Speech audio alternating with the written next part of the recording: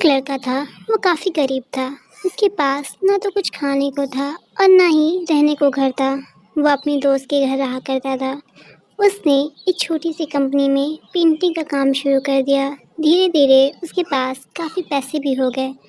बाद में वो काफ़ी धनी भी हो गया, लेकिन अभी भी उसके अंदर कुछ कमी का एहसास होता था। जब वो छोटा था तभी उसके माता पिता इस दुनिया से चले गए थे।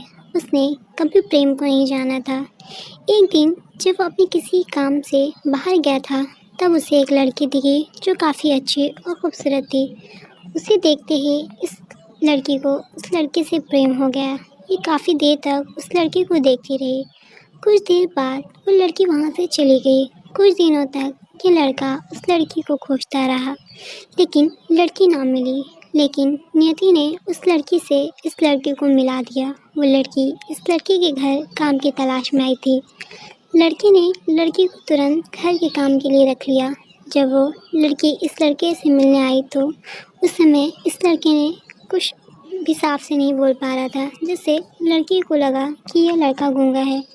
लड़का भी जान गया था कि लड़की उसे गूंगा समझती है।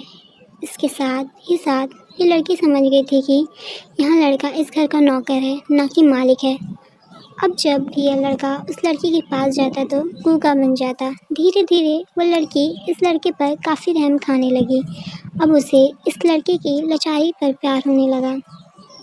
लेकिन फिर वो लड़की इस बात से डरकर पीछे हट जाती थी।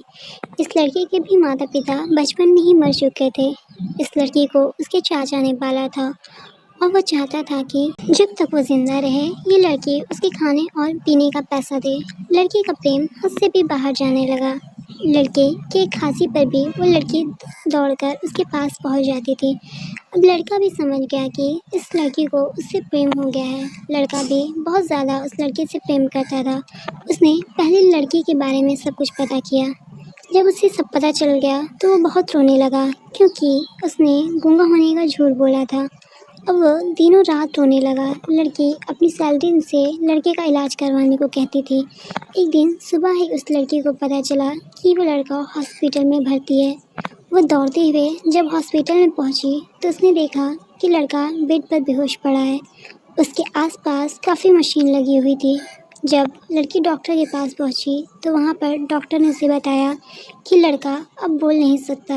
उसने अपनी जीभ को कटाने की कोशिश की है। इसके साथ ही उस डॉक्टर ने उस लड़की को एक पत्र दिया। उस पत्र में लिखा था, मैं काफ़ी धनी लड़का हूँ। जिस घर में तुम काम करती हो उस घर की मालिक मैं ही हूँ। लेकिन इसके साथ ही मैंने तुमसे एक बहुत बड़ा झूठ बोला है कि मैं गूंगा हूँ। अब इस झूठ का प्रायश्चित करने के लिए मैं ऐसा काम करने जा रहा हूँ। इसके साथ ही तुम मेरे घर से मेरे मैनेजर से पैसे को लेकर अपने चाचा को दे देना और एक नई ज़िंदगी की शुरुआत करना। अगर हो सके तो मुझे माफ़ कर देना, तुम्हारा दोषी। इस पत्र को पढ़ने के बाद उस लड़की के आँख आंसू से भर आए।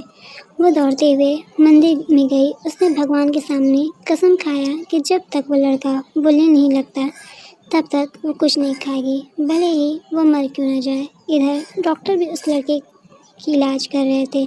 ईश्वर ने दोनों के मन की बात कबूल कर लिया और अब लड़का बोलने लगा, लेकिन वो अपनी याददाश्त को खो गया। अब उसे कुछ भी याद नहीं था। अब इसके बाद लड़की ने उसे याददाश्त के लिए काफ़ी कुछ किया, लेकिन याददाश्त ना सकी। अगर प्रेम की नींव को झूठ पर रखा जाए तो वो गिर ही जाती है। मैं उम्मीद करती हूँ आपको ये कहानी ज़रूर पसंद आई होगी। ऐसी ही कहानी देखने के लिए हमारे चैनल को ज़रूर सब्सक्राइब करें।